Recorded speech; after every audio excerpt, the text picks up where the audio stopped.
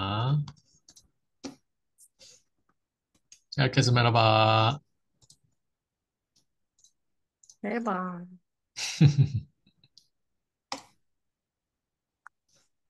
자, 잘 보이나요? 네. 음, 잠깐만요.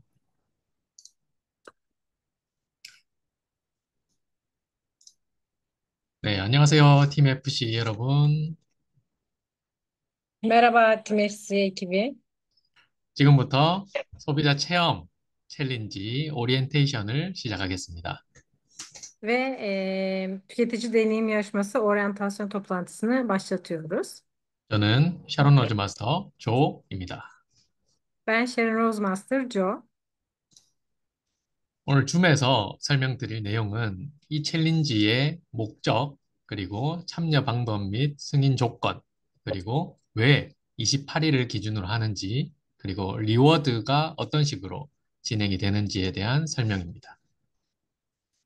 Bugünkü sunumumuzun amacı bu yarışmayı neden yapıyoruz? Katılım şekli ve onaylanma şartları nelerdir? Neden 28 gün yapıyoruz ve kazanan ne alacak? 먼저 이 챌린지의 목적을 설명드리겠습니다. Öncelikle bu challenge'ı yapmamızın hedefine bakalım. 우리는 이 챌린지를 통해서 많은 사람들에게 체험을 시켜주게 됩니다. Bizler bu challenge aracılığıyla birçok kişiye ürün deneyimi yapmış olacağız. 내가 먼저 쓰는 방법을 정확하게 알고 사람들에게 체험을 시켜주면서 올바른 제품을 사용하게 만드는 것입니다. Öncelikle bir ürünün kullanım yöntemini kendimiz öğrenerek kullanarak daha sonra bu ürünü karşı tarafa denettirip onların da kullanmasını sağlamak. 그리고 사람들에게 체험을 진행하면서 회원과 비회원 소비자들을 관리하는 방법을 배우게 됩니다. Ve bu denetimi yaptığımız süre boyunca da hem üyelikle ilgili hem de takip süreciyle ilgili bu konuda ilerleme gösterme. 또 그들은 나만의 소비자 그룹으로 만들어지게 됩니다. Ve onları kendi sadık tüketicimiz yapmak. 그 소비자 그룹은 자연스럽게 나의 매출 증대로 이어지게 됩니다. Ve bu şekilde tüketiciler de doğal olarak satışlarınızı arttırmış olacak. 챌린지 일정입니다. Takvim bilgilendirmesi. 이 챌린지는 8월 1일부터 내일부터 8월 28일까지 총 28일 동안 진행됩니다. 1 Ağustos ve 21 Ağustos'tan başlayarak 28 Ağustos'a kadar devam edecek. Toplamda 28 günlük bir challenge olacak. 그리고 챌린지 인증이 끝나는 마감 시간은 8월 28일 밤 11시 59분까지입니다. Ve 28 Ağustos gece 23.59'da saat tam 12'ye bir kala bitecek. 그리고 챌린지가 진행 중일 때는 참여가 불가능합니다. Ve yarışma içerisinde sonradan katılma imkansız. 그래서 혹시나 이번 챌린지가 너무 좋아 보여서 참여를 하고 싶은 사람이 있다면은 다음번, 다음 기수에 참여를 신청해 주세요. Ve yarışma eğlenceli devam ederken aralarda katılmak isteyenler olurlarsa bu challenge'a katılamayacaklar fakat bir sonraki yeni challenge'a katılabilirler.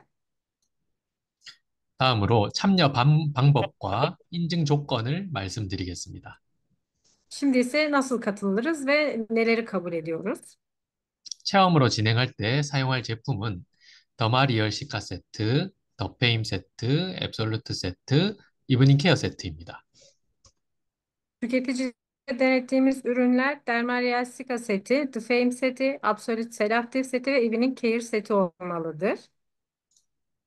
사람들의 피부 타입이 모두 다르기 때문에 더마리얼 시카르 세트를 sa용해야 될 사람이 있고 앱솔루트 세트나 더페임 세트를 사용해야 할 사람이 있습니다. Kişilerin cilt tipleri farklı farklı olduğu için Sika seti kullanmamız gereken kişiler de olacaktır. Veya diğer setleri, The Fame gibi ürünleri de kullanmamız gereken kişiler olacaktır. 사람에 따라 피부에 맞는 제품을 사용해야 합니다. Ve kişiye göre kişinin cildine uygun ürünü kullanmalısınız. 인증을 진행할 때는 체험을 진행하기 전 사진과 체험 후 사진을 찍어서 두 장을 한 번에 올려주세요. Ve ürünü deneyim öncesi ve deneyim sonrası yani önceki sonraki fotoğraflamayı yapıp aynı anda paylaşın. 그럼 이 사진이 여러분들의 사업에도 앞으로 도움이 많이 될 자료가 될 것입니다. Ve bu fotoğraflar daha sonra sizin işlerinizin ilerlemesi için de yardımcı olacak fotoğraflardır. 그리고 사진 다음으로 체험을 받은 소비자에게 한 줄 소감을 듣고 그것을 남겨주세요. Ve birlikte fotoğraf çektikten sonra da tüketicinin bir tane yorumunu, bir cümlelik yorumunu alıp onu da paylaşın. 이것도 여러분들의 애터미를 알릴 때 사용할 소중한 정보가 될 것입니다. Bu da sizin daha sonra atom ürünlerini denettiğiniz zaman sizler için önemli geri dönüşler olacaktır. 마지막으로 여러분들과 소비자가 함께 찍은 사진을 올려주세요. Son olarak tüketiciyle birlikte çektiğiniz selfie paylaşın. 이 사진에는 필 오프 마스크 사용한 모습의 사진이 들어가야 합니다. Ve bu birlikte çektiğiniz fotoğraf da peel of mask fotoğrafıyla birlikte olmalıdır. 혹시나 사진 촬영을 원하지 않는 소비자가 있을 때는 스티커로 얼굴을 가리고 올려주세요. Eğer fotoğraf çekilmek istemeyen kişiler olursa da fotoğraf çektikten sonra bir emoji veya stickerla yüzünü kapatabilirsiniz. 28일 동안 진행되는 챌린지의 인증 조건입니다. Ve bu 2 haftalık 28 günlük süreç içerisinde de bir şart daha var. 같은 사람을 여러 번 인증할 경우에는 14일마다 1회씩 가능합니다. Aynı kişi üzerinde eğer birden fazla denenme yaptıysa 2 hafta içerisinde toplamda birer defa denetim yapılabilir aynı kişiye. 예를 들어서 8월 1일부터 14일 사이에 조베이가 체험을 진행했으면은 다음 체험 인증은 8월 15일부터 28일 사이에 가능한 것입니다. Örnek verecek olursak ayın 1 ile 14'ü arasında Joe Bey'e bir defa denetim yaptıysanız ikinciyi 15'i ile 28'i arasında kabul ediyoruz. 애터미 직급 도전이 전반기, 하반기 두 번 이루어지는 것처럼 이렇게 생각하시면 됩니다. Atomi'nin nasıl ki birinci, ikinci dönemi var 15 günlük bu şekilde düşünebilirsiniz. Her dönemde aynı kişiye bir defa yapabilirsiniz.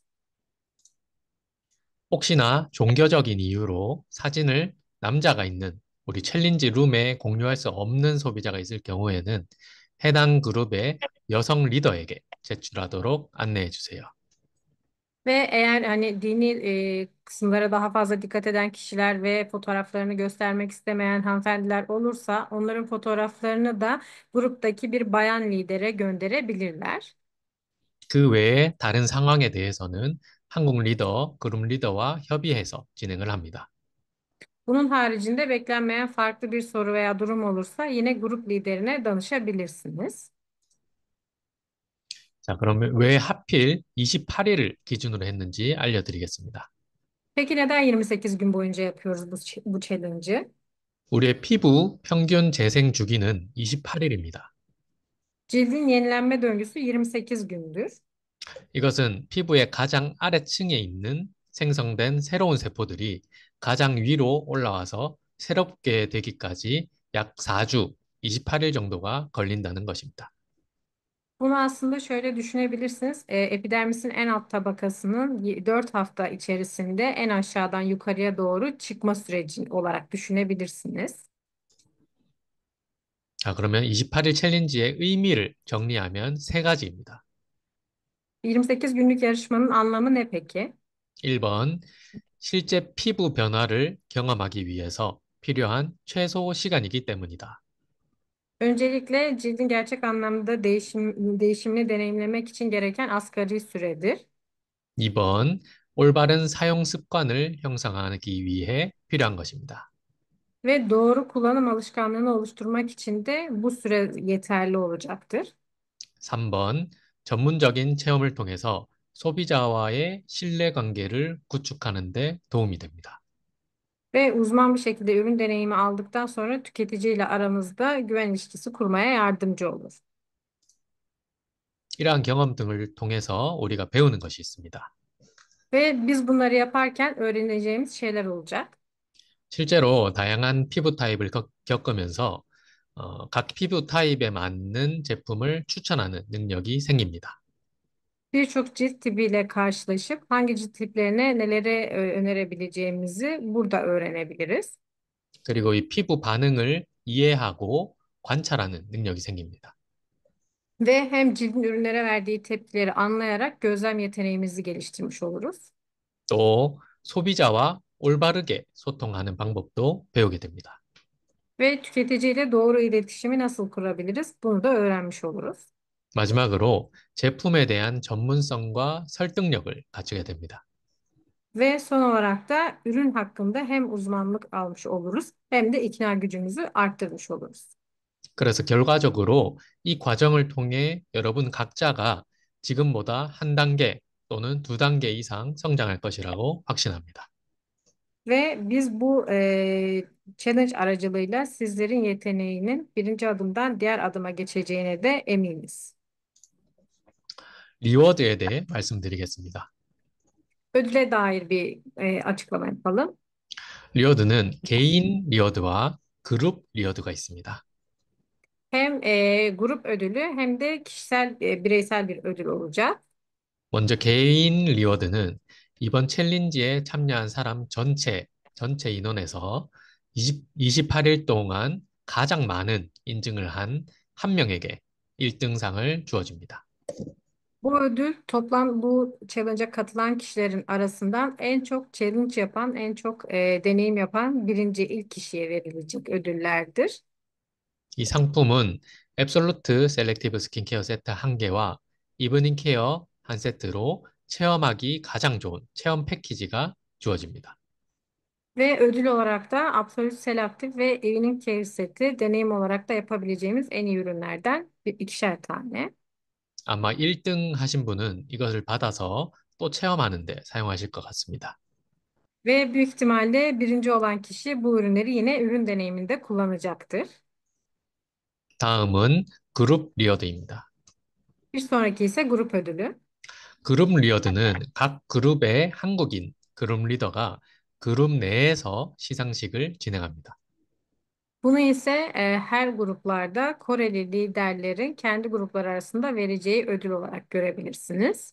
이 상품은 전 세계적으로 1초에 하나씩 팔리고 있는 칫솔과 마린앰플 겔 마스크, 에코마일드 버블 폼, 비타민 C로 총 4가지입니다.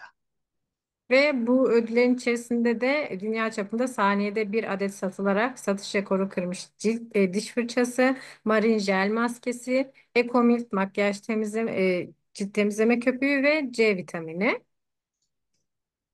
이 구성이 그룹 리워드 상품이 된 이유를 설명드리겠습니다. Peki neden grup içerisinde bu ürünleri ödül olarak verdik? Buna bakalım. 이 애터미 칫솔은 전 세계적으로 1초에 한 개씩 팔려나가는 세계 최고의 칫솔입니다. Bu diş fırçası dünya çapında da saniyede bir adet satılan dünyadaki en iyi diş fırçalarındandır. 이것은 한 세트에 8개가 들어있고 다른 사람들한테 애터미를 알리고 경험하게 하는데 매우 유용합니다. Ve bir kutu içerisinde 8 tane çıktığı için çevrenizdeki kişilere Atomi'yi tanıtırken verebileceğiniz ürünlerden de bir tanesidir. 그리고 마린앰플 겔 마스크의 경우에는 지금처럼 매우 덥고 습한 날씨에 뜨거운 자외선으로부터 손상된 우리 얼굴 피부를 진정시키고 그다음에 수분을 채워줄 수 있습니다. Ve Marie Jel maskeyi vermemizin sebebi de bugünkü gibi yine çok sıcak günlerde, yoğun ve nemli günlerde tüketicilere bunları denettiğiniz zaman hem daha serinletici hem de daha yatıştırıcı bir nem maskesi vermiş olursunuz. 또 이 겔 마스크는 한 세트에 10개가 들어있기 때문에 다른 사람들하고 함께 사용하기도 매우 좋습니다. Ve bir kutu içerisinde 10 adet olduğu için diğer kişilerle de paylaşmak için ideal bir üründür. 또 이 에코 마일드 버블 폼은 모든 피부 타입에 적합하기 때문에 누군가에게 소개하기도 좋고, 그 다음에 펌프 형태라서 사용하기도 좋습니다. Ve Ecomilk köpük temizleyici ise hem cilt tiplerine çok uygundur hem de birçok kişiye kolay bir köpük oluşturduğu için temizlikte kolaylık sağlar. 그런데 이 버블폼 제품은 이 더운 날씨에 매우 민감한 제품이기 때문에 개봉하고 나서는 냉장 보관하는 것을 추천드립니다. Ve bu Ecomilk köpük temizleme ürünü hassas bir ürün olduğu için kullandıktan sonra sıcak günlerde buzdolabında saklamanızı öneririz. 마지막으로 비타민 C는 한 세트에 90개가 들어있기 때문에 만나는 사람마다 하나씩 나눠주면서 애터미를 소개하기 굉장히 좋습니다. Ve son olarak da C vitamini bir kutu içerisinde 90 adet olduğu için hem tanıttığınız kişilere birer tane verdiğiniz zaman yine faydalı ürünlerden biri olacaktır. 그리고 맛도 좋고 영양 성분도 매우 좋기 때문에 우리 가족들이 온 가족이 함께 체험할 수 있는 그런 제품입니다. Hem tadı güzel hem de içeriği yoğun olduğu için ailenizle birlikte de deneyimleyebileceğiniz bir üründür. 이렇게 그룹 리워드조차도 여러분들의 사업 발전을 위해서 굉장히 우리 항공 리더들이 고심해서 결정했습니다. Ve sizin işinizin ilerlemesi için grup liderleri bu şekilde bir karar alarak böyle bir etkinlik yapma kararı aldılar. 그리고 우리 피부는 이 피부에 모낭충이라는 아주 작은 벌레들이 살고 있습니다. Ve bizim aslında cildimizde çok küçük, bizim bile göremeyeceğimiz şekilde minik aslında böcekler yaşıyor. 이 모낭충은 누구에게나 존재하는 벌레이기 때문에 이 4분짜리 영상을 보고 다음 이어가도록 하겠습니다. Ve size bununla ilgili herkesin cildinde olan bir tür olduğu için bunu bir videoyla da göstermek istiyorum.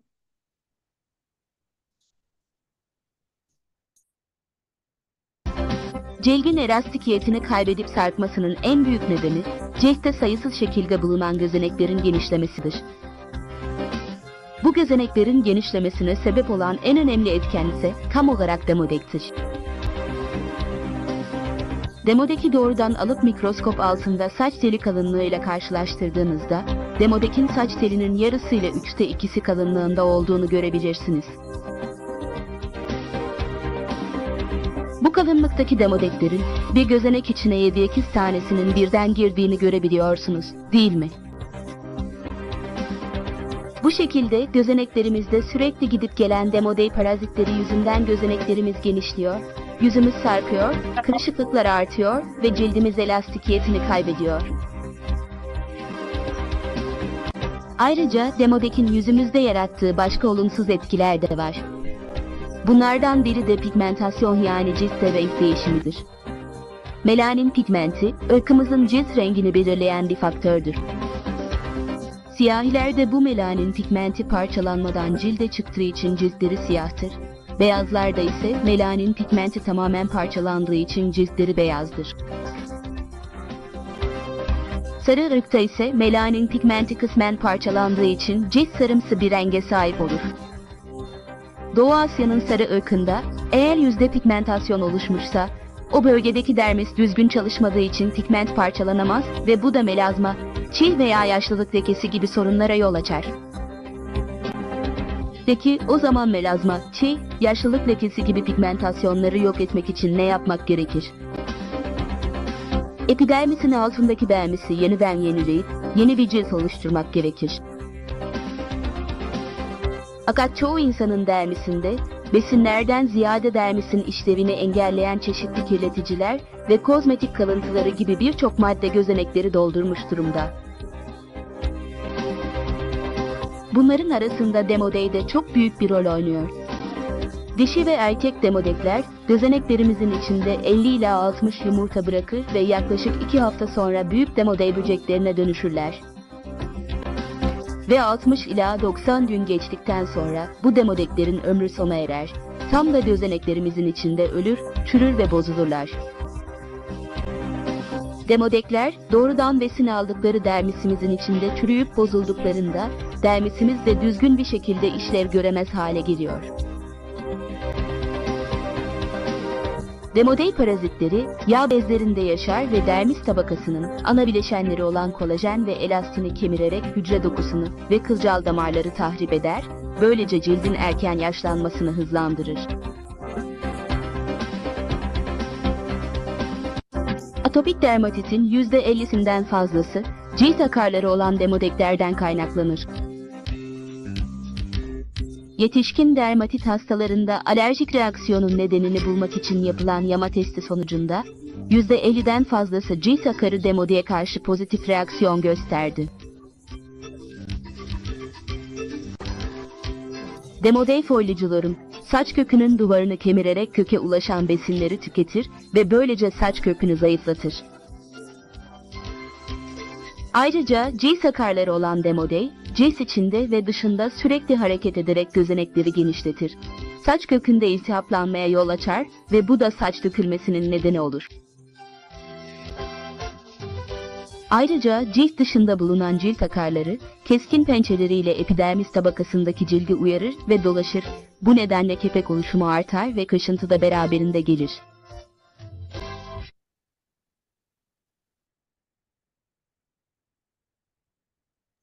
자, 이 모낭충은 딥 클렌저와 우리 애터미 딥 클렌저와 폼 클렌저를 사용하시면은 손쉽게 제거가 가능합니다. Ve bizler az önce videoda izlediğiniz bu bütün olayı Deep Cleanser ve Foam Cleanser ile düzenli kullanımla tamamen çözüme ulaştırabiliriz.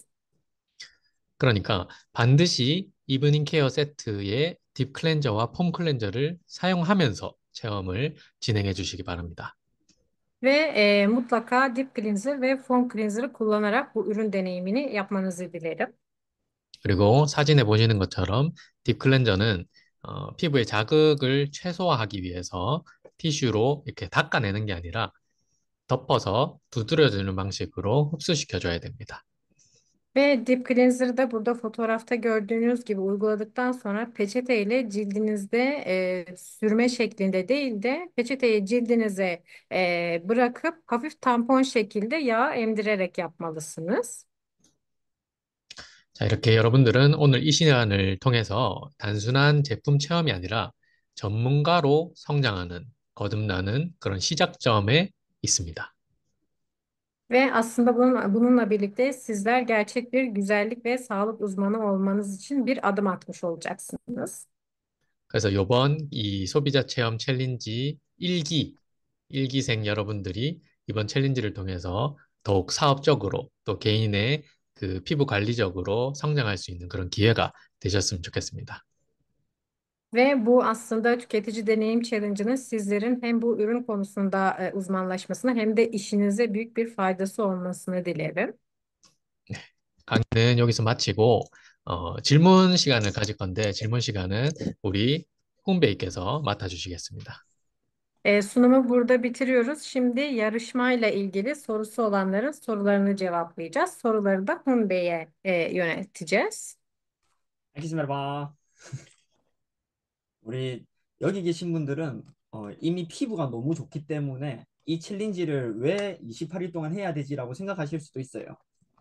Bu toplantıya katılan herkesin cildi çok zaten iyi durumda olduğu için neden 28 gün boyunca yapmamız gerektiğini sorabilirler. 그리고 어떤 분들은 난 이미 잘하고 있는데 왜 내가 여기를 해야 되지라고 생각하실 수도 있는데 Bazıları da ben zaten çok iyi bir şekilde yapıyorum. Neden bir de her gün burada yapmalıyım da diyebilirler. 스폰서들이 다 고민하고 필요하기 때문에 하는 거니까 그냥 따라오시면 됩니다.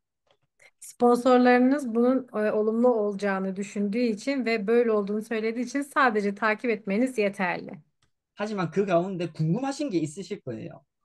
Fakat bunların arasında merak ettikleriniz olacaktır. 지금 여기 참여하신 분들이 37명인데 Şu an burada yaklaşık 37 kişi var 37명이 한 명씩만 모두 질문을 하더라도 ve herkes bir soru sorsa bile 제가 봤을 때는 한국에 아침이 올 것 같습니다. bence Kore'de sabahlarız gibime geliyor. 그래서 세 분 정도의 질문만 받을 건데요. O yüzden sadece 3 kişinin sorusunu alacağım. 제발 제발 부탁하는데 Lütfen rica ediyorum. 질문은 짧고 명확하게 해주세요. Soruları kısa ve net bir şekilde soralım lütfen. 우리 파트너분들이랑 이렇게 질문 시간을 가져보면 Ekip arkadaşlarımızla bu şekilde soru cevap yapmak istediğimiz zaman 내가 애터미를 만난 것부터 시작해서 Atom ile tanıştıkları günden başlayarak 나의 스폰서에게 감사하고 sponsorlarına teşekkür ederek 나는 이렇게 사업을 하고 있고 ya da ben bu işi böyle yapıyorum diyerek 그리고 끝에 조금 질문을 해요. sonra konuşmanın sonunda kısacık bir soru soruyorlar. 근데 그러지 말고 오늘은 명확하게 나의 이름이 무엇이고 내가 궁금한 게 무엇입니다. 라고 질문을 주시면 그거에 대해서 저희가 답변을 해드리겠습니다. Fakat bugün böyle yapmayacağız. Bugün sadece benim adım bu. Ben bu sorunun cevabını merak ediyorum diye net bir soru sorarsak sevinirim. tamam무? Tamam. 오케이. 그러면 마이크를 켜고 또 말하면 모두가 다 질문을 하니까 여기 우리 창에 보면 손들기가 있어요. Aşağı kısımda reaksiyonlarda parmak kaldır kısmı var. 밑에 반응에서 이렇게 손을 드는 게 있더라고요. Ve bu parmak kaldıra tıklayanlar arasından seçeceğiz. 이렇게 손을 들어주시면 제가 그분을 호명하면 그분이 질문해 주시면 됩니다.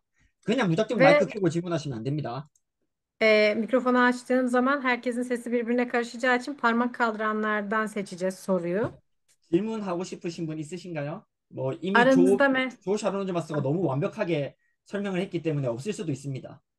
Şeneroz Master Joe Bey çok mükemmel bir şekilde açıkladığı için belki sorunuz olmayabilir ama yine de merak ettikleriniz varsa sorabilirsiniz. 뭐 질문할 게 없으면 우리 여원 Sanırım sorun. 국장님은 어떤 식으로 피부 관리를 하시나요? 이런 질문도 하셔도 됩니다.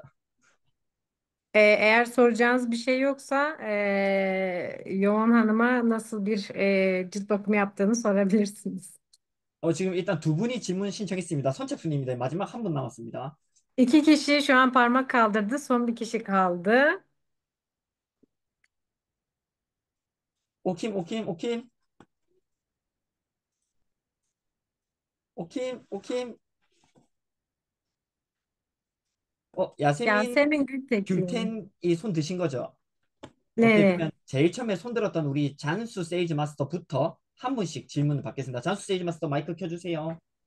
O zaman ilk parmak kaldıranlardan Cansu Hanım'la başlayalım. Cansu Hanım buyurun sorunuzu alabiliriz.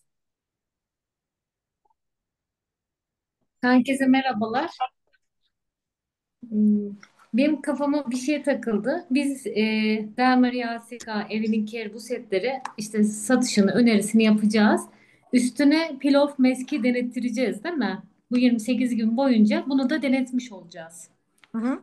예를 들어서 어떤 소비자한테 시카세트랑 이브닝 케어 세트하고 무조건 필요 마스크 해야 되죠. 네, 필로프 마스크는 해야 됩니다. Evet, Tamam, yapmalısınız. tamam. Teşekkür ederim. Rica ederiz. 자, 다음은 우리 조그룹의 네슬리한 İkinci olarak da Joe Bey'in 야즈즈, ekibinden Neslihan Hanım, 야즈즈, yazıcı. Herkese, 야즈즈. herkese merhabalar. Evet, Neslihan Yazıcı. Ben çok yeni olduğum için merak ediyorum. Neden bu deneyimlerin sonunda Pale of Maske ile çekim yapıyoruz, fotoğraf çekimi yapıyoruz? Ben sadece bunu Hı merak hı. ediyorum. Kaypancı Özellikle olma bu andeninde, cümlesini çok merak ediyorum. hı hı. Kaypancı olma andeninde 잘 모르기 때문에 물어보고 있고 왜 마지막에 필요 마스크 무조건 해야 되는지. 저희 이브닝 케어는 세트로 나온 제품이잖아요. Evening Care set olarak çıkan bir ürün biliyorsunuz ki. 그렇기 때문에 그 세트를 했을 때 보다 효과적일 거예요. 그러기 위해서는 먼저 본인이 체험을 해보셔야 돼요. Ve bunun etkisini alabilmek için de öncelikle kendimiz deneyimlememiz gerekiyor. 우리 네슬리안 하님은 이브닝 케어 세트를 사용해 보셨나요? Neslihan Hanım siz Evening Care setini kullandınız mı? 그렇다면 본인이 더더욱 느끼실 거예요. 피로프 마스크를 했을 때의 변화와 하지 않았을 때의 변화를. O zaman eğer kullandıysanız siz peel off maskı yaptığınız zamanlarla yapmadığınız zamanlar arasındaki farkı mutlaka fark edeceksinizdir. 이 체험에 Evet, 대한 목적이 뭐냐면 이 체험을 통해서 매출을 끌어올리는 게 목적입니다. Ve bizim aslında bu challenge yapmamızın amacı insanlara ürünleri denettirerek satışları da arttırmak. 저희가 한국에서 많은 소비자들을 만나보면서 느낀 결과 이브닝 케어 세트를 전체를 다 진행했을 때 소비자분들은 가장 크게 변화를 느껴요. Çünkü bizler Kore'de de Evinik Care setiyle ürün denettiğimiz zaman set olarak hepsini denettiğimiz zaman büyük bir ölçüde etkisini görüyor tüketici. 그렇기 때문에 이 이브닝 케어 세트를 했을 때 주문으로 이어질 확률이 높기 때문에 저희가 이브닝 케어 세트를 조금 여러분들께 권해드린 겁니다. Ve bu yüzden bizler Evinik Care setini özellikle satışlarda ve etkisi yüksek olduğu için sizlere mutlaka öneriyoruz. 레슬리안 대답 됐나요? Neslihan Hanım Teşekkür ederim. sorunuzun cevabı oldu mu? 리제 Tamamdır. ederim. Evet, teşekkür. Sağ olun. 우리 조 그룹의 야세민 귤테킨. Ne? 야세민 귤테킨. Yasemin. Merhabalar. Evet, ben Yasemin Gültekin.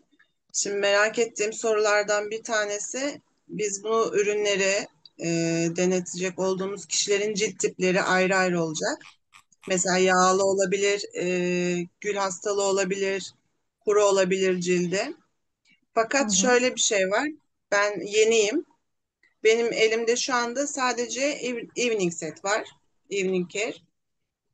Benim bu ürünleri başkalarında kullanabilmem için ürün temin etmem gerekiyor. Bu da her zaman tabii ki maddi imkanlardan dolayı e, olmayabiliyor. Mesela benim şu anda elimde 3 tane ürün deneyebileceğim kişiler var. Bunlardan bir tanesi gül hastalığı var yüzünde. Bir tanesinin cildi aşırı derecede kuru ve dökülmeler var. Yüzün cilt dökülmesi var. Bir tanesinde lekeler var. Ben bunlarda denemek istiyorum ama elimde ürün yok. Ne yapmamız gerekiyor? 이분도 가입한 지 얼마 안 됐는데, 근데 다양한 피부 타입이 있으니까 피부 타입에 맞춰서 제품 써야 되잖아요. 근데 그분은 그냥 이브닝 케어만 가지고 있고, 뭐, 경제적인 상황 때문에 다른 제품들도 구매할 수 없는데, 그리고 주변에 있는 건조한 피부도 있고, 민감한 피부도 있는데, 이브닝 케어 세트만 있는데, 뭐, 뭘 추천해 줄 수 있나요? 저한테 추천을 해달라고요? 네, 그 이브닝 케어밖에 없대요, 지금. 네. 그래서 그럼 다양한 피부 타입에 있는 사람들한테 어떻게 제품 체험시킬 수 있는지. 여기에 오신 분들은 이 애텀이라는 사업 도구를 활용해서 성공을 이루고자 해서 오신 거잖아요. Buraya bu toplantıya katılan kişiler Atomi'yi zaten iş olarak yapıp bu alanda başarmak isteyen kişilerden oluşuyor.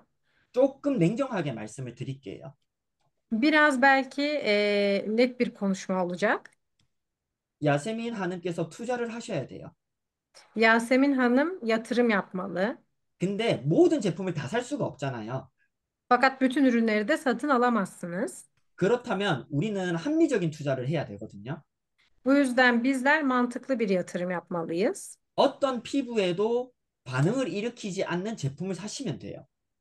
Sizin sadece hangi cilt tipine kullanırsanız kullanın, olumsuz dönüş yapmayacağınız bir ürün almanız yeterli. 그래서 더마리얼 시카 세트를 먼저 구매를 하셔서 이브닝 케어와 함께 더마리얼 시카를 소비자분들에게 체험을 시켜봐 주세요. O yüzden siz Dermareal Sika setini alıp Evening Care ile beraber herkese denetebilirsiniz. 다만 아셔야 되는 게 더마리얼 시카 세트를 쓰고 나서 왜 미백 효과가 없냐, 주름 개선 효과가 없냐라고 물어보실 수도 있는데 Fakat şunu da sorabilirsiniz. Sika seti kullandıktan sonra işte ciltte aydınlanma veya işte sivilceyi gelmedi diye yorumlar da alabilirsiniz. 더마리얼 시카 세트는 아무런 기능이 없는 기능성 화장품이 아닌 일반적인 민감성 피부에만 적합한 화장품이에요. E, Sika seti herhangi bir ekstra beyazlatma veya kırışıklık etkisi olan bir ürün değil. Sadece hassas ciltler için üretilmiş bir üründür. 그러면 왜 기능성 없는 화장품이 따로 필요하냐라고 질문하실 수도 있는데 Ve etkisi olan ürünler de önemli diye sorabilirsiniz. 우리 야세민 하님께서 말씀하셨듯이 우리 사람들마다 모두 피부 타입이 달라요.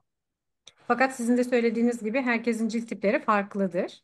근데 특히나 그 튀르키예 분들은 피부가 예민하거나 조금 안 좋은 분들이 많으세요. Fakat Türkiye'de cilt tipleri hassas olan veya farklı şeyleri olan çok kişi var. 왜냐하면 자외선으로부터 노출이 너무 많이 되기 때문에. Çünkü güneş ışınlarından başlayarak çok fazla etki altında. 그래서 피부에 이미 영양분이 없고 피부가 안 좋은 상태인데 애터미에 있는 고기능성 화장품을 바르게 되면 Ve cilt zaten bu şeylerden dolayı bariyeri iyi olmayan haldeyken bir anda o ürünleri kullanırsanız 내 피부가 너무 고기능성을 받아들이기 때문에 거부 반응을 일으키면서 트러블이 오히려 일어나는 경우가 있어요. ve böyle durumlarda cilt bu tarz özellikle ürün kullandığı zaman hemen geri tepkime yapabiliyor ilk kullanımda. 그런 분들 같은 경우는 더마리얼 시카로 먼저 내 피부에 영양을 공급해서 내 피부 상태를 0으로 만들어준 이후에 고기능성 화장품을 사용했을 때 더욱 효과적이거든요. Bu yüzden sizler sık asetiyle o kişiye kullandırıp o kişinin cildinin beslenmesini sağlayıp sağlıklı bir cilt bariyerinin oluştuğu zaman diğer ürünleri önermeniz daha etkili olacaktır. 그래서 나는 정말 투자할 돈이 너무 없어서 딱 하나밖에 못 산다라고 하면 저는 이브닝 케어 세트와 더마리얼 시카 세트로 먼저 시작을 해보세요. 소비자들에게도 체험을. Ve eğer benim hiç hani alacak durumum yok vesaire diyorsanız çok fazla ürün alacak durumum yok diyorsanız ben size şunu öneririm. Evening Care setiniz var. Bir de Sika seti alıp kişilere bu ürünü denetebilirsiniz. 그리고 정말 미친 듯이 하세요. Ve gerçekten bunu deli gibi yapmalısınız. 그래서 1등을 하시잖아요. Bu yüzden diyelim ki birinci oldunuz. 그러면 이브닝 케어 세트랑 앱솔루트 세트가 생겨요. Zaten Absolute set ve Evening Care setini kazanmış olacaksınız. 돈을 투자할 수 없으면 시간과 경험을 투자하세요. Eğer paranızı yatırım yapamıyorsanız zamanınızı ve emeğinizi yatırım yapın. 저희는 그런 분들에게 기회를 주기 위해서 이 챌린지를 만든 겁니다. Bizler bu tarz challenge'ları zaten bu gibi tüketicilere bir fırsat sunmak için yapıyoruz. 탐험 무? 탐험 무스? Tamam. 오케이. 자, 마지막으로 우리 딜렉 한음의 그 질문까지만 받을게요. 뒤늦게 손을 들어. Son olarak Dilek Hanım'ın sorusunu alalım. Merhaba. Ben de yeni kullanmaya başlayacağım ürünleri. O yüzden en iyisinden değil de daha doğrusu orta derece The Fame cilt bakım seti her cilt için uygun mudur? Benim yaşım için de uygun mudur? 그분이 자기가 쓰기 위해서는 물어보시는 건데 더페임이 그분한테 맞는지 안 맞는지. 아, 그거는 54 여기서 질문하지 yaşındayım bu arada. 말고 끝나고 나서 네. 개인적으로 메시지를 보내달라고 해주세요. 네. Bu ürün tavsiyesini yani yarışmayla ilgili olmadığı için daha sonra özel olarak kendisine sormanızı istiyor. 음. 자, Teşekkürler. Bekliyorum. Hı hı. rica ederim. Rica 자, ederim. 마지막으로 제가 한마디만 드리고 맞춰도 될까요, 조승 국장님? Son, 그러면 마지막으로 한마디만 드리겠습니다. son olarak bir şey söylemek istiyorum.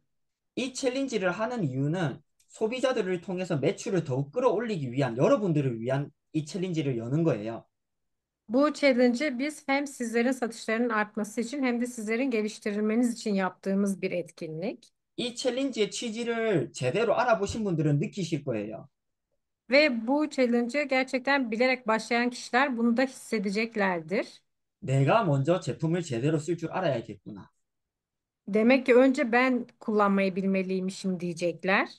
내가 제품을 제대로 쓸 줄 모르는 상태에서 사람들에게 체험을 시켜주잖아요. Diyelim ki ürünleri nasıl kullanıldığını bilmeden ürün denetiyorsunuz birilerine.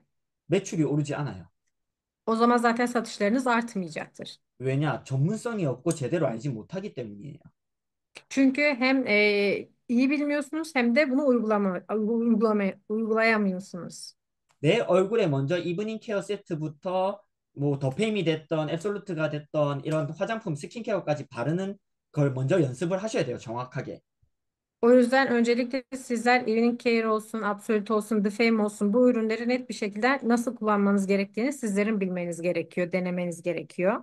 그 다음에는 내 남편이나 나의 어머니, 나의 아버지, 나의 가족들에게 연습을 하셔야 돼요.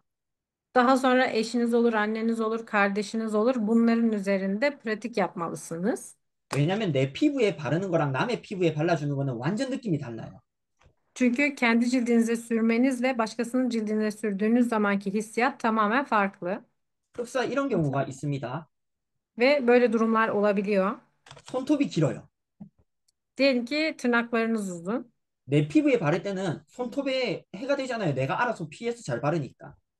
Çünkü cildinize siz sürdüğünüz zaman biliyorsunuz nasıl sürmeniz gerektiğini. 근데 남의 피부에 발라줄 때는 경험이 없다 보니까 저도 모르게 남의 피부를 손톱으로 긁어버리는 경우도 있어요. Fakat siz başkasına hiç daha önce denemediğiniz için bu tırnakların daha sonra mani olabileceğini o an fark ediyorsunuz. 그러면 그 체험을 받는 입장에서 저 사람이 나에게 체험해 주는 사람이 전문성이 있어 보일까요? Peki sizce o kişinin gözünde siz bu konuda uzman mı görünürsünüz? 두 번째, 옆에서 노트를 İkincisi, 펼쳐놓고 보면서 해요. yanında işte notlarına bakarak deneyim yapanlar var. 친구가 물어봐요. 이거 다음에 뭐 해? Arkadaşınız soruyor diyelim ki bundan sonra ne yapacaksın? 그럼 저는 대답해요. 빌다키카? O zaman ben dönüyorum bir dakika bir bakayım diyorum. 이러면 어떻게 느껴질까요? Peki sizce böyle olursa nasıl hisseder? 내 머릿속에 숙지가 되어 있어야 됩니다. Bu yüzden tamamen bunları biliyor olmalısınız. 마지막으로 Son olarak da 제품에 대한 정보들을 여러분들이 알고 계셔야 돼요. ürünlere dair bilgileri biliyor olmanız gerekiyor. 우리 조승 국장님이 아까 얘기해 주셨던 대로 딥클렌저를 바르면서 이거를 하는 이유가 뭔지에 대해서 설명을 해야 돼요. Ve bu yüzden kişilere diyelim ki dip cleanser'ı sürerken neden bunu yaptığımızı açıklayabiliyor olmamız gerekiyor. 그냥 아무 말도 안 하고 얼굴만 발라주고 씻어, 발라주고 씻어 이게 아니라 Yani yüzüne silip yüzüne sürüp sürdükten sonra hadi gidip yıka bu değil. 딥클렌저는 어떤 성분이 있고 왜 이거를 먼저 폼클렌저 하기 전에 바르는지에 대해서 설명을 해줘야 돼요. Dip cleanser'ın nasıl içeriklerinin olduğunu ve neden ilk önce dip cleanser'ı sürdüğümüzü biliyor olmamız gerekiyor. 폼클렌저는 우리가 거품을 많이 내서 얼굴에 올려주고 한 3분에서 4분 동안 팩을 해주는 이유 또한 설명을 해줘야 돼요. Ve bizler foam cleanser'ı köpük haline getirip cildimize yaptığımız zaman neden 3-4 dakika bekletmemiz gerektiğini de açıklayabiliyor olmamız gerekir. 왜냐면 그 사람은 얼굴을 바른 채로 도망갈 수 없기 때문에 이러고 그냥 들을 수밖에 없어요, 무조건. Çünkü o kişi zaten cildinde bu ürünü beklerken onu dinlemek zorunda. 특히나 마지막 필로프 마스크를 발라주고 나서는 애터미에 대한 이야기도 함께 해주시면 더욱 효과적일 겁니다. Ve peel off maskı yaptığınız zaman da bekleme süresinden dolayı atomiye dair bilgileri daha güzel bir şekilde anlatabilirsiniz. 여러분들 중에서 이렇게 생각하시는 분도 있으실 거예요. Ve aranızda şöyle düşünenler vardır belki. 나에게 주문한 소비자한테 제품 주고 너 알아서 써보고 소감 나한테 말해줘. Ürünü alıyor ve verdiğiniz tüketiciye bunu kullandıktan sonra bana geri dönüşünü bildir diyenler vardır. 그것은 체험을 시켜준 것이 아닙니다. Bu bir ürün denetme anlamına gelmiyor. 그래서 피로프를 바른 사람과 함께 셀카를 찍어서 올려주셔야 됩니다. Bu yüzden peel off'u yaptığınız kişiyle birlikte fotoğraf çekmeniz gerekiyor. 자, 우리 오지게 씨가 손을 마지막으로 들었는데 이분의 질문까지만 받아주고 이제 더 이상 질문 받지 않겠습니다. Özge Hanım son olarak parmak kaldırdı. Onun da sorusunu aldıktan sonra bitiriyoruz toplantıyı. Teşekkür ederim. Özge Başaran ben. Size şunu soracaktım. Biz uzak yerlere ürün gönderiyoruz. Şimdi açıklamasını yaptı gerçi ama hani bu Absolute Set özelliklerini gönderdiğim uzak yerlere açıkçası onlara hani kullandırdığımız zaman yanlarında fotoğraf çekmemiz imkansız. Hani öyle bir durumda onlar sayılacak mı acaba bu challenge'da? Soralım hemen. 예를 들어서 다른 토시에 있는 사람들한테 제품을 보내주고 그 사람들의 이제 쓰고 사진까지 찍었는데 같이 사진 찍을 수 없는데 어떻게 해야 되는지 그거는 포함인지 아닌지 그거는 포함이 안 됩니다. onlar sayılmıyormuş 어, maalesef. 체험을 시켜주는 이유는 뭐냐면 우리가 이걸 하는 취지는 우선적으로 지인들도 지인이지만 내 주변의 사람들을 내가 관리할 수 있는 영역 안에서를 사람들을 모으는 거예요.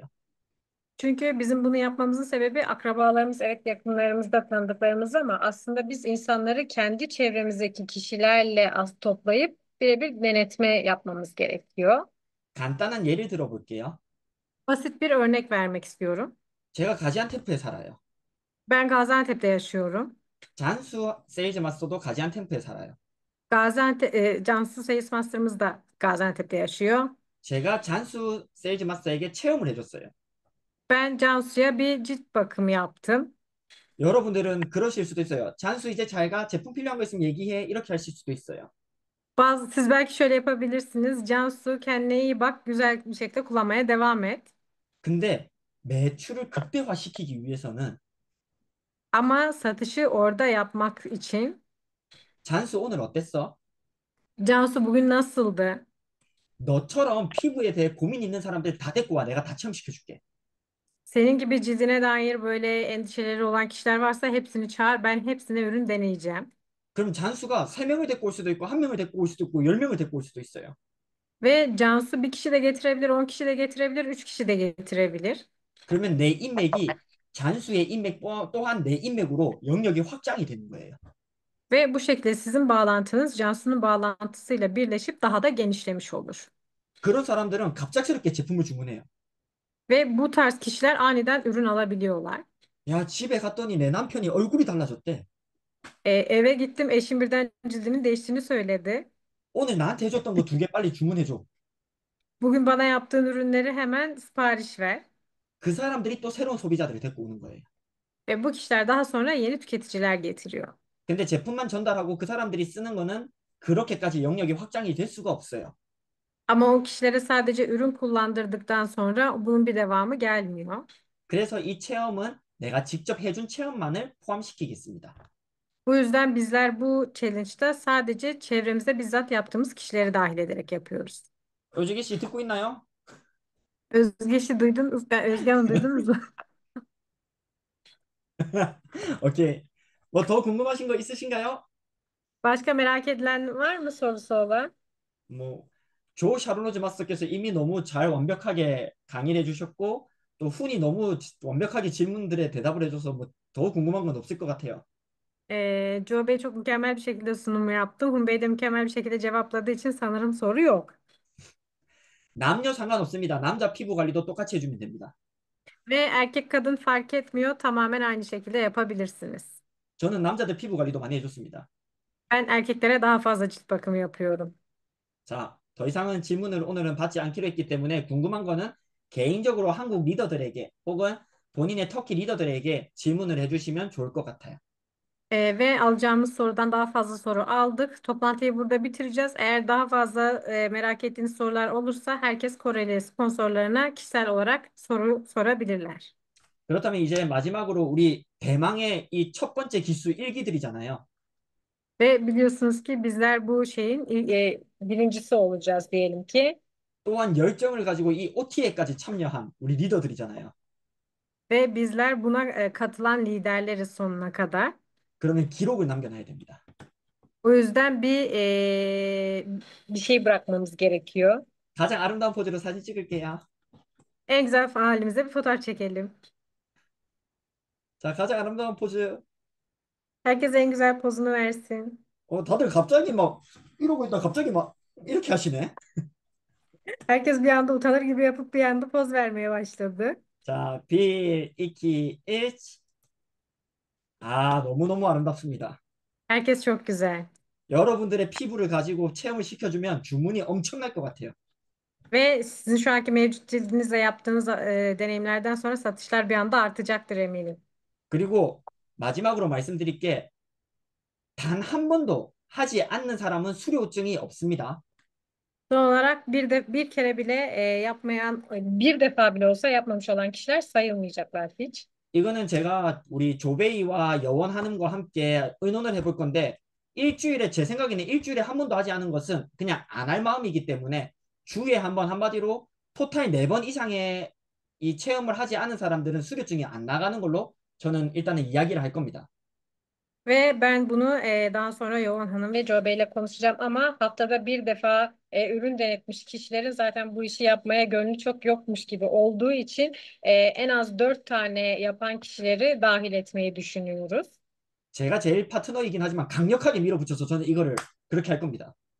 En çok benim ekip arkadaşlarım burada ama ben bunu en çok uyup ben onlara katmamış olacağım bu yarışmaya. 정말로 이 챌린지를 통해서 여러분들의 매출이 극대화돼서 2기, 3기에는 더 많은 사람들이 모여서 여러분들이 리더로서 자기 파트너들에게 또 알려줄 수 있는 시간이 그렇게 해서 조금 더 이제 확장이 되면서 더 구체화되고 조금 리더로서 또 성장하는 시간이 되었으면 좋겠습니다. Ve ben sizlerin bu challenge aracılığıyla çok daha fazla tüketicilere ulaşarak satışlarınızı arttırmanızı ve liderliğinizi göstermenizi, daha sonra birkaç hafta sonra ekip arkadaşlarınızla buluştuğunuz zaman ekibinize de liderliğinizi gösterebileceğiniz bir etki yaratmasını çok dilerim. 자, 그렇다면 조베이 다음으로 가장 잘생긴 후는 이만 떠나겠습니다. Artık Joe Bey ve en yakışıklı Hun Bey bitiriyor toplantıyı burada. 자, 우리 그러면 한 달 동안 열심히 해보고 우리 마지막으로 조베이 인사하고 마치겠습니다. Bir ay boyunca güzel bir şekilde bunu yapalım. Son olarak da Joe Bey'in selamını dinleyelim. 자, 하디, 하디, 하디. görüşürüz. Görüşmek üzere. Hadi görüşürüz. Bay bay. 바이바이.